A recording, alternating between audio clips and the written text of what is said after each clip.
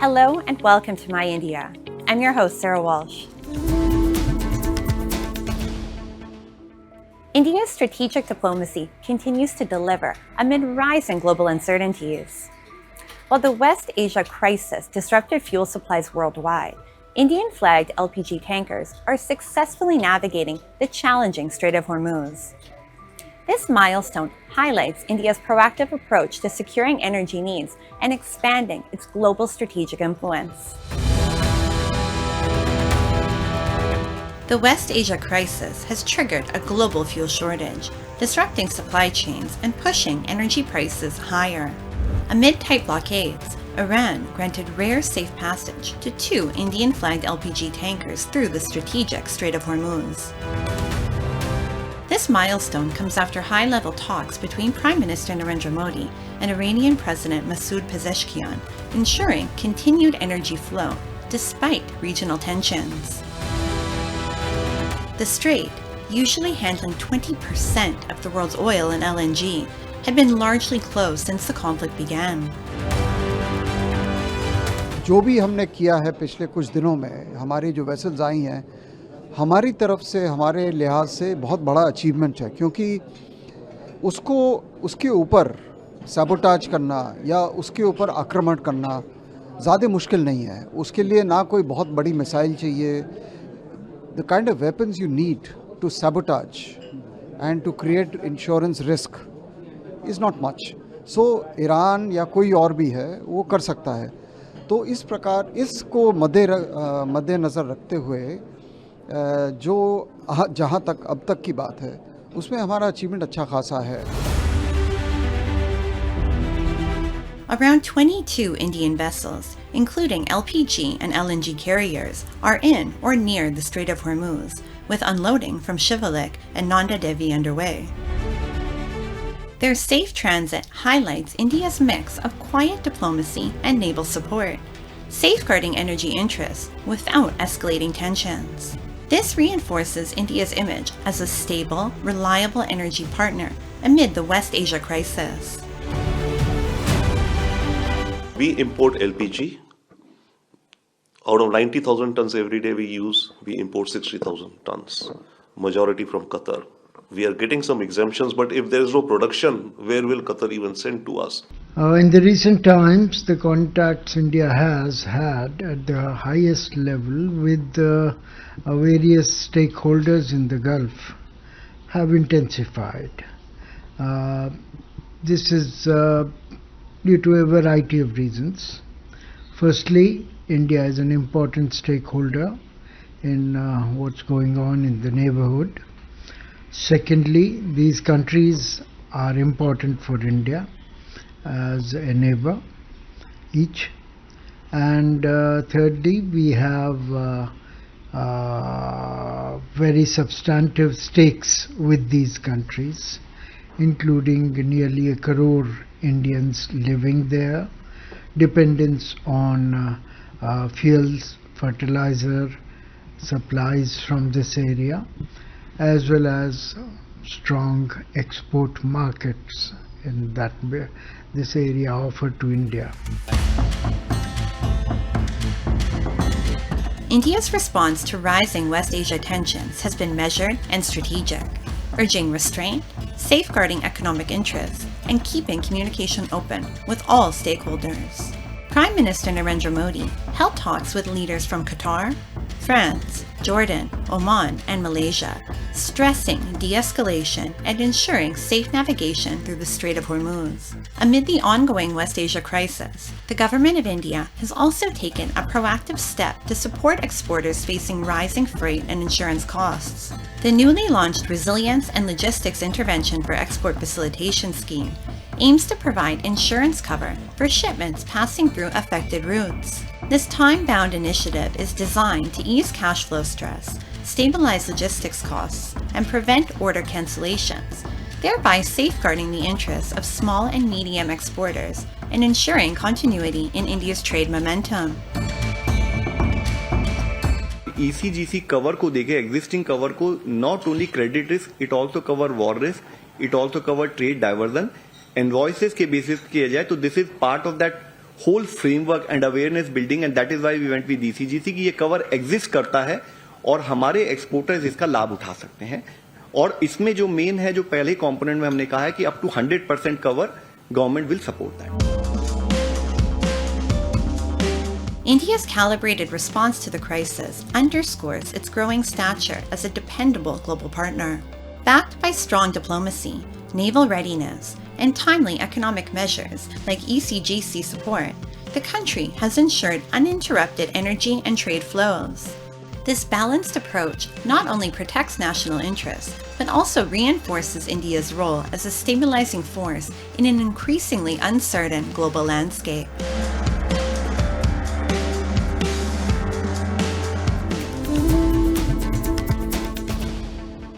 Traditionally, ponds in India were the heartbeat of every city, town, and village. Rapid urbanization and neglect have left many dry or vanished. Today, awareness is growing. Ponds recharge groundwater, control floods, support biodiversity, and cool rising temperatures. Protecting them is an investment in a sustainable future.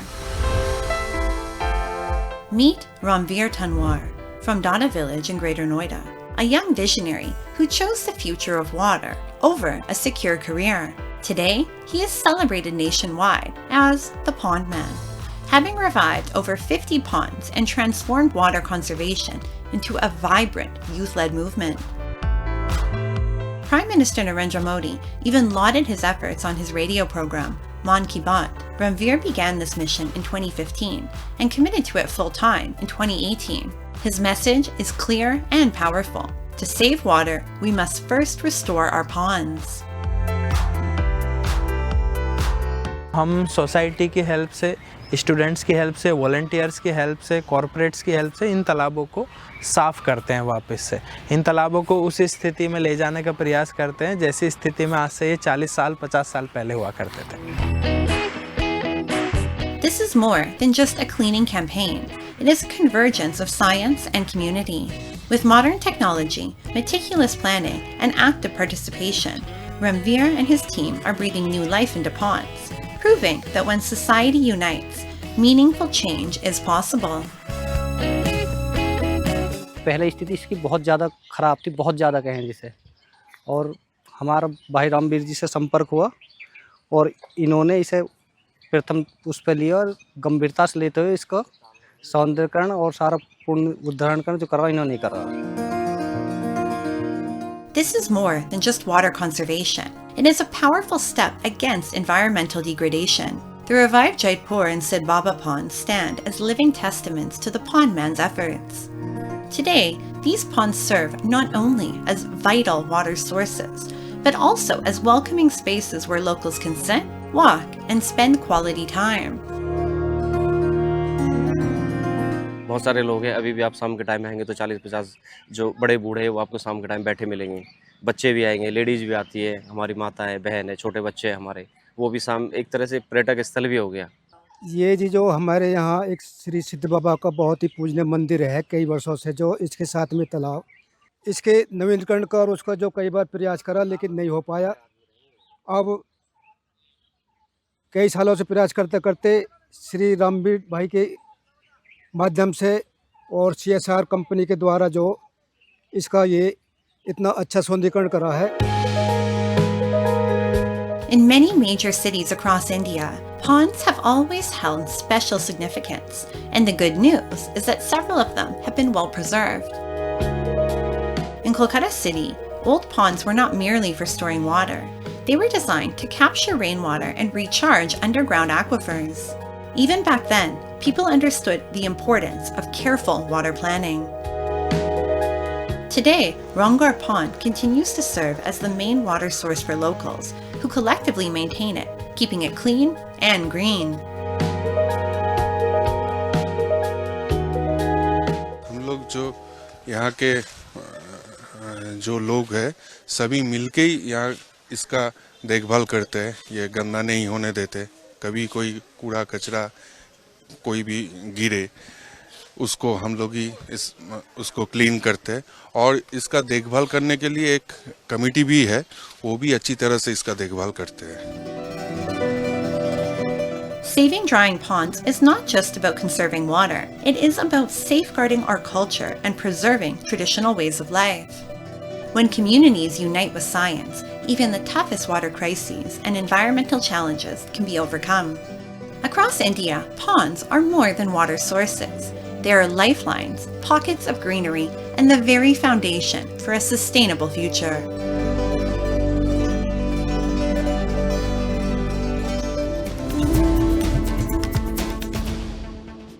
India shines brightest in its moments of togetherness. In Jaipur, a gentle shower of flower petals by the Hindu community over Muslims offering namaz during Eid al-Fitr becomes a poetic expression of harmony and shared respect. In another instance, this very spirit transcends borders, drawing visitors from across the world to Ayodhya, where the serene aura of the Ram Mandir reflects India's timeless message of unity in diversity. Let's take a look at these heartwarming stories.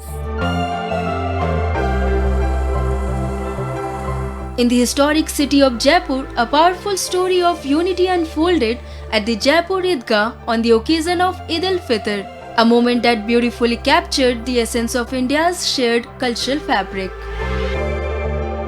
As thousands of Muslim devotees gathered early in the morning to offer namaz, an extraordinary gesture awaited them outside the Eidgah. Members of Hindu community stood together with flowers in hand. As the prayers concluded and devotees stepped out, they were welcomed with a gentle shower of flower petals, an act symbolizing respect, warmth and brotherhood. आज ईद का त्योहार है और साथ में हमारे हिंदू भाइयों का भी गणगौर है। हम दोनों ही इस त्योहार को मिलके और हर्षोल्लास से मना रहे हैं। अभी ये लोग हमारे पर पुष्प अर्पित कर रहे हैं, शाम को जाके हम इनका गणगौर इनके साथ मनाएंगे। In another instance, the President of India, Draupadi Murmu, visited the iconic Ram Janmabhoomi temple. The occasion not only marked a significant ceremonial gathering, but also highlighted how the temple has emerged as a spiritual and cultural beacon, drawing devotees and tourists from across the world. Visitors worldwide are adding Ayodhya to their itineraries for its rich history and spiritual significance. So the temple is really good because I went to see Rama already yesterday. 2 days ago I went to see the Rama Murti, and so that was really a good experience from the Rama Murti to see it. But then Amma came, so I didn't get to go so the closest. So that was my experience of the temple. It's the place where Avarhutsar, nowhere else in the world, this is the place to be. And if there was like nuclear war, this is still the place to be. This is heaven. These instances remind us that beyond differences of faith or geography, it is mutual respect, shared joy, and human connection that truly define the soul of India.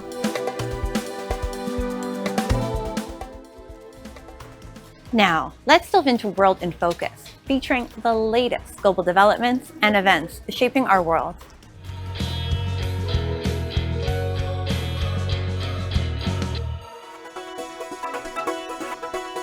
Nepal celebrated its annual horse festival, Ghode Jatra, with a parade to honor the animal that holds mythological importance in Nepalese culture. सुशासन हुने, राम्रो शासन व्यवस्था हुने, जनताले चाहिँ एउटा मन जित्न सक्ने, अनि भूतप्रेतहरू, पिशाचहरू चाहिँ शासन सत्ताबाट चाहिँ हटिदिने, जनताले चाहिँ एउटा राहत पाउने, रोग हट्ने, निरोगी बन्ने मनुष्यले चाहिँ शिवसिंह राजाले यो चाहिँ प्रचलनमा ल्याएको इतिहासमा देखिन्छ। The legend in Nepal has it that some horses trampled a demon called Tundi, setting on the celebrations. The horse parade is carried out to suppress the spirit of the demon. Locals cheered as the garland-wearing man paraded the horse through the city's temples and streets.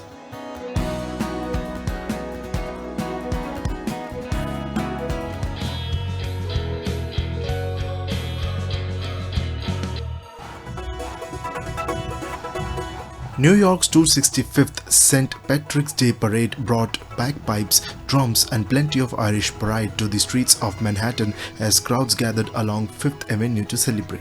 Spectators waved Irish flags while marching bands and musicians filled the avenue with music. Among them was New Yorker Rosalie Sheswat, who came with her family of 5 dogs and all dressed for the occasion. She said the costumes and kilts were wonderful, adding that while the dogs were a little cold, they seemed to be enjoying in the parade. Visitors also came from far away. Jack Buckley and his family travelled from Limerick, Ireland, calling the parade amazing and saying they planned to head to the pub for a Guinness afterward. Visitors from Oklahoma said the parade's music left a lasting impression.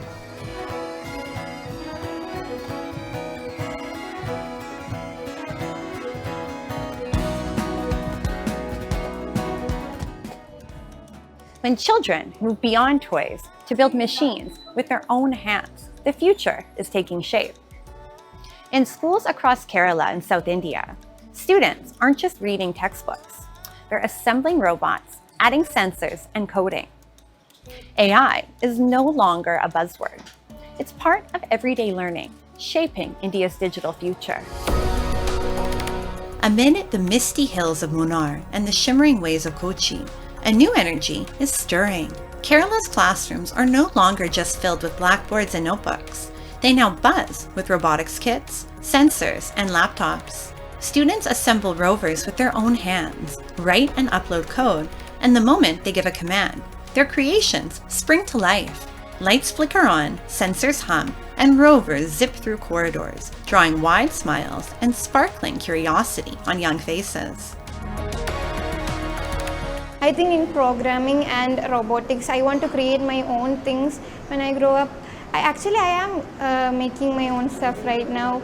And the camps, district camp, we have camps also, school camp, district camp. So those are really helpful. I personally have went to those camps. I think apart from the regular classes, those camps really teach us a lot. Camps and workshops in schools are taking students far beyond textbooks. Learning is no longer just theory. Students build models, experiment, make mistakes, and then refine their creations. This hands-on approach is real learning. With AI now part of the middle and high school curriculum, children aren't just using technology, they're discovering how it's made and how it works.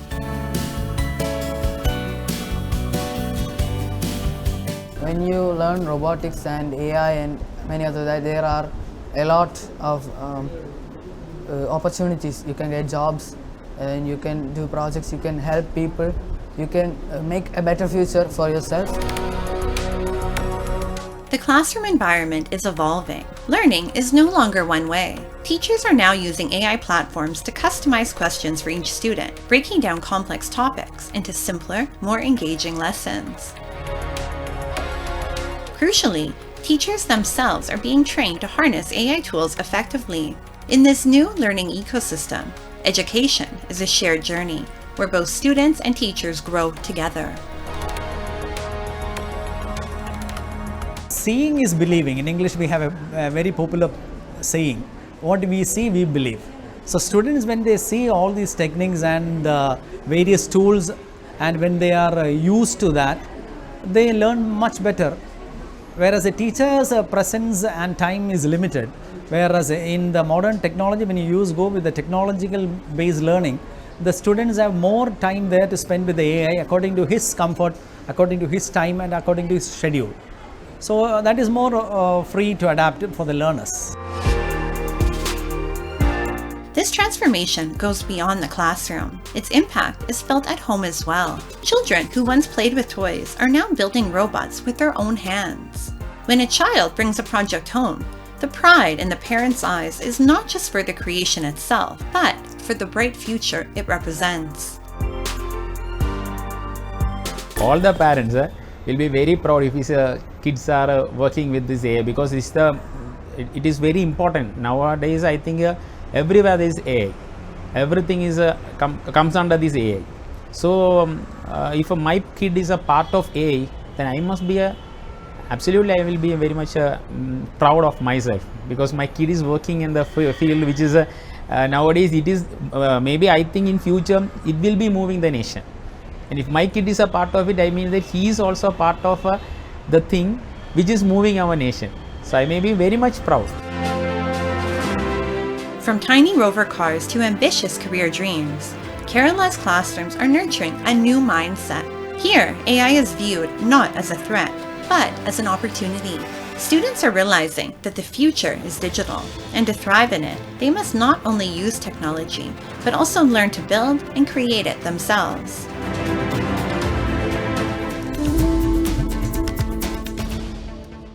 Bangles on wrists, the glow of festive lights, and a shimmering chandelier in a luxury hotel lobby. What do these have in common?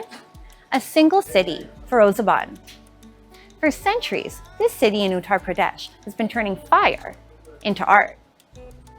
Here, glass is more than a product. It's a fusion of skill, tradition, and relentless craftsmanship. Let's explore how Firozabad's timeless artistry continues to sparkle every day, shaping dreams and inspiring the world. Firozabad, where glass is not merely made, it is born.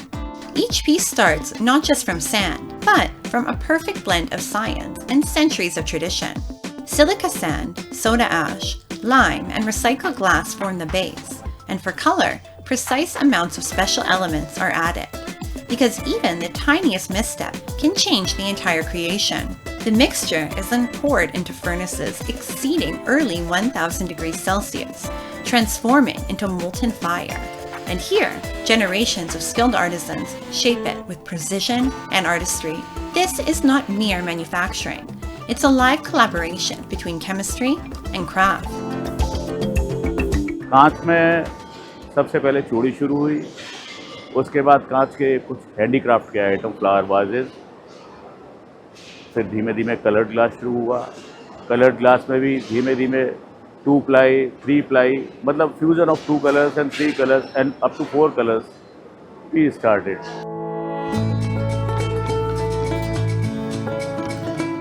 The furnace yields red-hot molten glass. Artisans lift it on long iron rods, still glowing, delicate, and highly fragile. In just seconds, it's pulled into thin hollow tubes called lacha.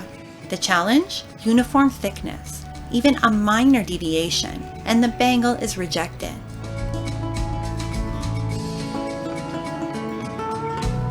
Next comes handmade shaping. Tubes are cut, reheated, formed into circles, and joined by hand. Machines exist, but final precision still relies on skilled hands. यहाँ के लोग भी यहाँ काम करने के लिए आते हैं डेली बेसिस पर, और लगभग इस कारोबार से 10 लाख से ज़्यादा लोग जुड़े हुए हैं। हम लोग अमेरिका, यूरोप, इस तरीके से लगभग 170 देशों में यहाँ का माल जाता है। Made in Firozabad and reaching every corner of the globe, glass products from the city find their way to nearly 170 countries, with around 60% shipped to the USA and 20 to 22% reaching Europe. Thousands of units, millions of hours of skilled labor. Here, glass is more than just a product. It is the heartbeat of the city, sustaining livelihoods and shaping an entire community's identity. जहाँ पर Indian सबसे ज़्यादा हैं, जैसे हम बात कर सकते हैं Canada, America, Fiji island, Malaysia, Singapore, Dubai, ये सबसे मेजर यहाँ के मार्केट हैं। और हमारी नेबर कंट्री जितने हैं तो आप जानते ही हैं, जैसे अपना बांग्लादेश, नेपाल, भूटान, श्रीलंका, यहाँ पर चूड़ियाँ काफ़ी मात्रा में अभी जा रही हैं। Better fuels, precision finishing, and digital connectivity have propelled Firozabad onto the global stage. What began as local craftsmanship now commands international brand value. Yet one thing remains unchanged: the city's unwavering faith in skilled hands. From here, it's not just glass that travels across borders, It's confidence, livelihoods, and the radiant pride of an entire community that reaches the world.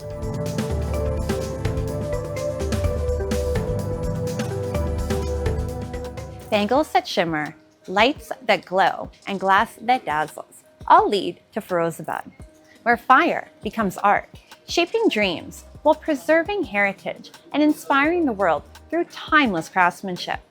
And with that, we wrap up today's episode of My India. I'm your host, Sarah Walsh, and we'll see you next week at the same time. Goodbye and take care.